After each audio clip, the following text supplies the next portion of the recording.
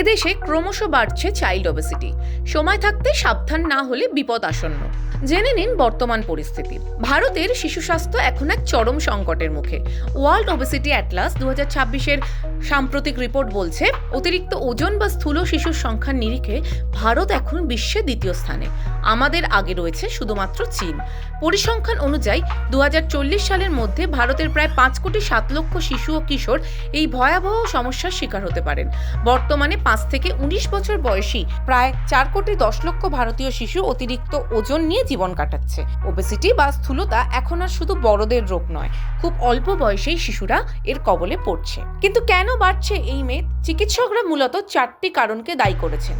প্রথমত, শরীরচর্চার অভাব। শিশুরা এখন মাঠের বদলে স্মার্টফোন বা টিভির স্ক্রিনেই বেশি সময় কাটাচ্ছে। দ্বিতীয়ত, খাদ্যাভ্যাস। অতিরিক্ত নুন, চিনি এবং ক্যালোরিযুক্ত জাঙ্ক ফুড বা প্যাকেটজাত খাবারের প্রতি আসক্তি বাড়ছে।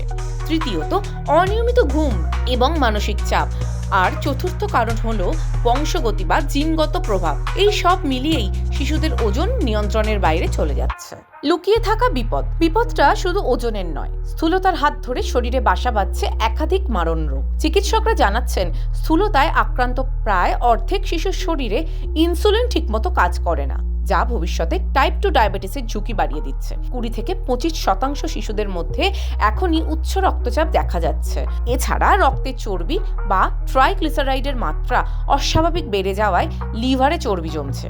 এমনকি অ্যাকিউট প্যানক্রিয়াটাইটিসের মতন প্রাণঘাতী সমস্যাও দেখা দিচ্ছে, যা শরীরের একাধিক অঙ্গ বিকল করে দিতে পারে।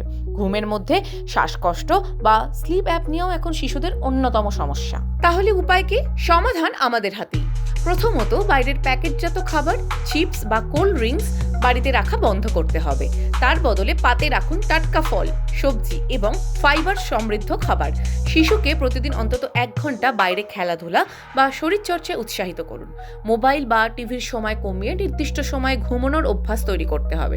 মনে রাখবেন, সুস্থ থাকার সিদ্ধান্তটি শুধু শিশুর নয়, বরং গোটা পরিবারের হওয়া উচিত। বড়রা স্বাস্থ্যকর জীবনযাপন করলে শিশুরাও তা দেখে শিখবে। নগরায়ন আর প্যাকেটজাত খাবারের সহজলভ্যতা আমাদের শিশুদের ভবিষ্যৎ নষ্ট করছে। এখনই যদি আমরা সতর্ক না হই, তবে আগামী প্রজন্ম এক ভয়াবহ স্বাস্থ্য সংকটের মুখে পড়বে। দ্রুত সচেতনতা আর সঠিক জীবনযাত্রাই পারে এই মারণ রোগ থেকে আমাদের শিশুদের বাঁচাতে। দ্য ওয়াল আরোগ্য।